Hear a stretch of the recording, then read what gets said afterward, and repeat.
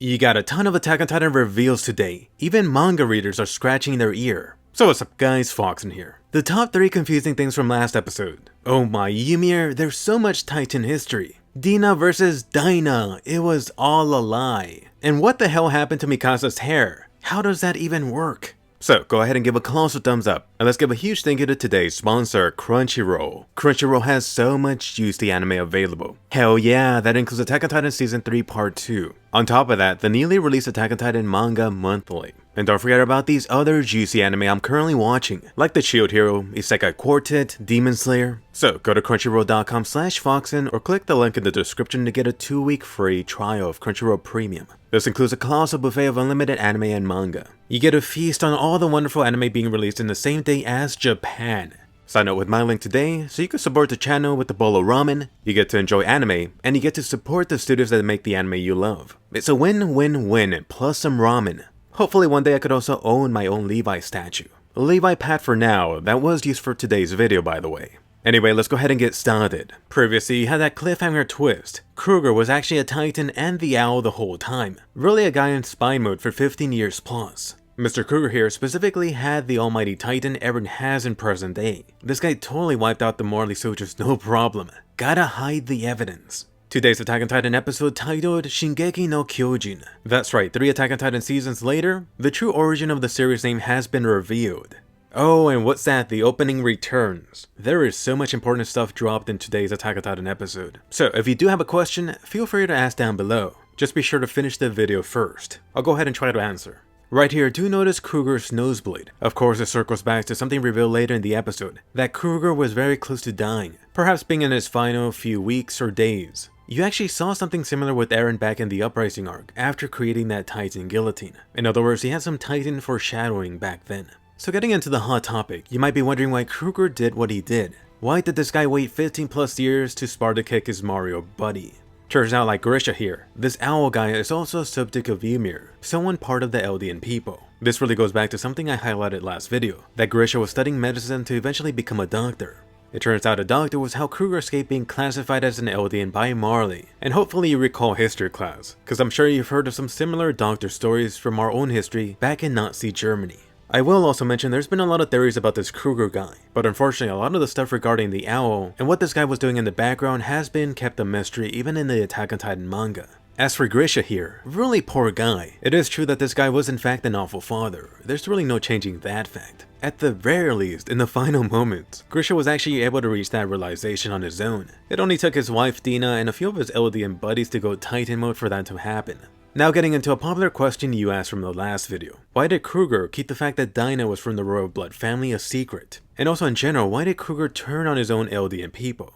From Kruger himself, his answer. Supposedly Kruger was doing this all for the sake of rebuilding Eldia. Part of this goes back to the fact that Kruger was actually also trying to get the founding Titan back. Keep in mind that if Zeke never betrayed them, Zeke should have been part of the warrior group that got sent over here. So yeah, Zeke turning traitor mode really screwed over the Owl's original plans. As for the whole Dina royal blood situation, and by the way, I do prefer Dina too, I may slip up. Anyway, Kruger kept her royal blood a secret, otherwise the Marley government would have had Dina as this royal blood baby factory. The guy really thought he just spared her, because really, no one should be forced to endure something that horrendous. But then you might be wondering, why not just kill the Marley soldiers in Mario before the Eldians here were turned into giant naked people? The first key to that was Kruger really only had one Titan to spare. I'm sure deep down inside, Kruger was thinking it too. All of Grisha's buddies turning into Titans, including his beloved wife. All of this would help to serve Grisha's motivation, the man that would inherit his final mission. All of this really gets into my quick theory regarding Kruger, something that really may have been serving to further justify his own actions to himself. Keep in mind in general how little information was known about the Titans. Sure, it is true that Kruger knew more than most, but even the owl was largely in the dark. Technically, Kruger had not been killing his own Eldian people. Although I should mention in the past few decades, I'm sure Kruger killed at least a few couple people, or let them die indirectly. But then think about what happened to the rest. All of these guys were made into Titans to serve out their sentence on Paradise Island. This really gets into my theory, that Kruger was justifying his own actions, because he hoped that he, or someone else on Eldia's side would eventually gain the founding Titan. The founding Titan's full power set are still a mystery, but you could bet that Kruger wagered this almighty king Titan was so special among the Titans that perhaps it'd be able to reverse the Titan process. In other words, turn all the Paradise Island Titans back into humans. So for Kruger, he was really only keeping his Eldian people in storage on the island. Too bad the story core killed them. But anyway, Kruger here mentioned running out of time, which by the way, I do have to point out how it's almost funny that you got all of these Titan holders procrastinating until the very last moment to transfer their powers and mission. In Attack on Titan episode 1 or 2, Grisha is thought to have done the same. Getting into more of why Kruger chose young Grisha. I'm really doubting Kruger planned out the whole process step by step, but he did take notice of the boiling hatred inside of young Grisha. You could bet that Kruger has selected a few noticeable candidates in mind, just in case for an emergency where he needed to pass over his mission. For Kruger's own childhood tale, looks like you got a repeat of history here. Notably, the royal blood family branch that stayed behind had tried to rise up against Marley. Kruger's father ended up joining them, but then Marley turned them into barbecue. So what the hell? I guess the whole beloved Titan punishment came much later. And really, notice a parallel to Grisha's situation. Grisha in comparison got off easy. I should point out that there has been some speculation about whether Kruger himself was someone of royal blood. But then again, some things don't exactly match up, which I may get into later. As for Grisha's new mission, to inherit Kruger's Titan and then hopefully reclaim the founding Titan. Grisha, you failed to make Zeke do it, now you gotta do it yourself. This hopefully answers a popular question too from my last Attack on Titan episode video. So many of you asked, how the hell was Grisha able to make Eren without his mini Titan? The answer? What are Titans good at doing? Next up, getting into a very key reveal this episode, which is the Curse of Ymir. Anyone who inherits one of these 9 special titans will die after 13 years. I should point out how Marley conveniently left this out of the warrior program and announcement. Supposedly the original Ymir, if she actually did exist, died after 13 years, hence the name the Curse of Ymir. The titan powers were then split into 9 pieces. Recall that the Race family kept doing the ritual to pass down their founding titan every 13 years. This really adds up very nicely. There has been a question over the years from manga readers whether this 13-year time limit is even true, although there is enough evidence to support it. Unfortunately, this does mean your ex-raging boy will be dying. For Eren, that means at age 23. Recall that Eren took the Titan powers, or rather, Grisha forced his Titan inside of Eren when he was 10 years old. Let me just go ahead and double down and clarify something since I've seen this confusion a lot. Over the years, some people have tried to argue that Eren only used his Titan powers in the Trost arc. In other words, when Eren was 15. So shouldn't Eren die at the age of 28? For this, let me just remind you that Eren, or any Titan shifter, actually used their Titan powers to revert back to being human from a mindless Titan. In other words, the clock has already started. Even if for some reason you do discount that, keep in mind that Titan shifters would have naturally used their Titan powers whenever they got hurt. You've even seen Eren healing his busted up head in the training camp arc. But let's not forget about best girl Armin. Armin just took the Colossal Titan powers like a day or two ago, at 15. This guy is gonna expire at 28. As to why Kruger might not have been from the royal blood family, specifically from royal blood members, we have seen throughout the manga that they age rapidly in their final years. In comparison, any non-royal blood person that's in their final years, say Kruger or Grisha, these people look totally healthy in their final year. Anyway, really poor Mikasa hearing about this. Naturally, she would be so depressed. Unfortunately, Eren will die eventually, and there's not a single thing that Mikasa could do about it. Just don't tell her double suicide is an option on the table. Oh, and looks like her Ackerman hair got fixed up and healed. Anyway, getting into more juicy reveals about the Titan powers. In case you were ever wondering what would happen to a Titan shifter like Eren if he dies without another Titan taking his power. Randomly, this newborn Eldian would gain the powers. And it really doesn't matter where they're located. It could be at Marley, Paradise Island, really anywhere. It is possible that after the original Ymir Titan died, this was how the power spread to 9 newborn subjects of Ymir.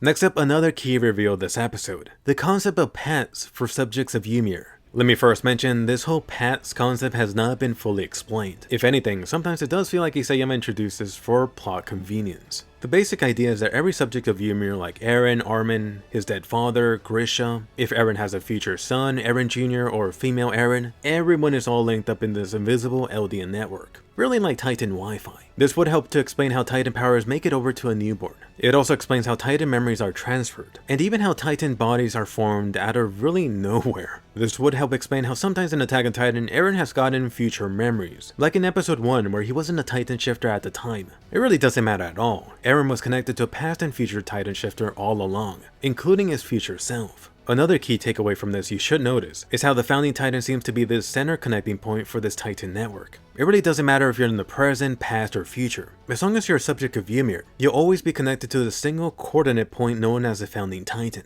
And then, oh my god, a huge bonus reveal this episode. I'll definitely be touching more on this on the changes video, but this scene right here, oh my god to the manga readers. I'll just mention that this is what Ymir saw back in Attack on Titan Season 2. Really, this visualization of this path concept in the night sky. Doesn't it look beautiful? Next up, who really was this Ymir person? Marley propaganda depicted Ymir as this witch who made a deal with the devil. Grisha's random-ass history pictured Ymir as his grand savior goddess. This episode, now you're getting a third version, that Ymir was this girl who made in contact with the source of all organic material. In other words, not a devil or a goddess. Perhaps it was just random. This actually has fueled some speculation over the years as to whether Ymir was actually a scientist, which will really go back to the original Titan idea from Attack on Titan Chapter 0. So, go ahead and post down below, who do you think this Ymir person was? A witch? A goddess? A random girl that got pushed into this Titan position? Did she even exist? I should let you know that there's been no more info given about this supposed Ymir person in the manga yet. This really goes back into Kruger's speculation, which could really be seen as a message from Isayama to the audience, that Ymir could be seen as a god or a witch depending on the side of history that you stand on. For example, for the Marley side, you have a good example of history being written by the victors. You know how Marley's forcing their own Ymir devil witch propaganda onto Eldians. As for Mario's remains here, hey, the original Marco. To be honest, I do hope they fix this in the Blu-ray release, cause really, they only drew half his body. For Grisha here, perhaps the guy has been humbled by the series of unfortunate recent events. He claims he didn't enjoy the Major getting Marcoed, or Kruger making a Marley smoothie.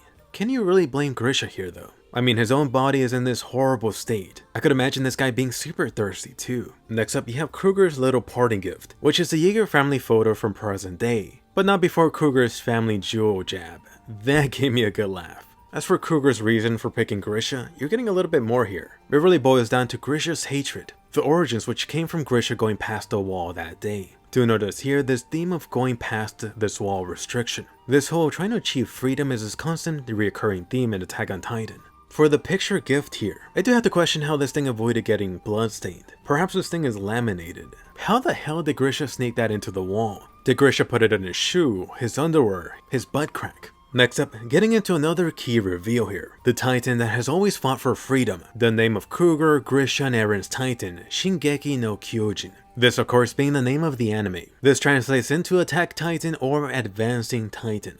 So let me just get into it. This always brings up the question, is the name of the series Attack on Titan wrong? Is it a mistranslation? Let me just quickly touch on this. As a Japanese speaker, I could tell you that there's multiple ways of translating something from Japanese to English. It doesn't always map one-to-one. You also do have to consider localization for a given series. Think something like Food Wars, Konosuba, Kimi no Nawa. The name Attack on Titan has also been chosen officially by the Japanese side of things before this thing got released worldwide too. I'd be really surprised if the Attack on Titan author Isayama didn't have a say in the name of his series in English. So going back to the question, why Attack on Titan instead of Attack Titan? This could really be a mixture of a couple of things. Localization of the name, a mistranslation, possibly even Isayama not fully deciding the story elements back when he released Attack on Titan Chapter 1. There's a good chunk of evidence to suggest Attack on Titan wasn't meant to have 9 special titans. Anyway, back to Eren here. Hanji had to point out Eren doing that hand gesture. I mentioned before how Eren most likely had been reliving both sides of the past events. In other words, Eren was copying Kruger and Grisha's body gestures throughout this whole retelling of past events. With Hanji, you really had her emphasizing how lost Eren was here, doing that stuff while he was solo. In this episode, you really do have to love the crazy, goofy Hanji coming back. She even outright admitted or joked about how they let the Armor Titan and Beast Titan escape. As for the cracked out Mikasa, man, she is not taking Eren dying so well. But can you blame the poor girl? Come on Mikasa, you better enjoy him and his scarf while they're still here. Next up, Queen Historia. Surprisingly, I've seen a bunch of you asking where Historia was during the battle. Time to find out whatever happened to Ymir, and you do have to love her little jab at Reiner here. You last saw her at the end of Attack on Titan Season 2 returning to help Burst and Reiner. I have seen so many people confused and question Ymir's actions. Recall that Ymir was one of the few people that understood the terrible situation that the warriors were in. You know, Ymir was originally from the Marley side. Ymir, while being a mindless titan, accidentally stole one of the titan powers from the warriors. This meant that Ymir got saved from her 80-year titan sentence. Ymir later wanted to be this good person and repay the warriors for saving her. You could go ahead and decide whether or not she did the correct choice. And oh my god, this new scene here is huge, something not in the manga. Looks like Historia was literally able to gain all of Ymir's memories simply by touching the letter. This really just doubles down the royal blood in specific items or place being important to access past memories. The weird part here is that Historia got access to this stuff without being a Titan herself. By the way, briefly, did you notice? You could actually see a chained up Ymir back at Marley. Like stated right here, Ymir most likely had already been long dead by the time Historia touched this letter. You could even see the next John's Titan holder in this picture. I do wonder how anime fans will handle this. I could tell you that manga fans definitely weren't happy that Ymir got killed off screen.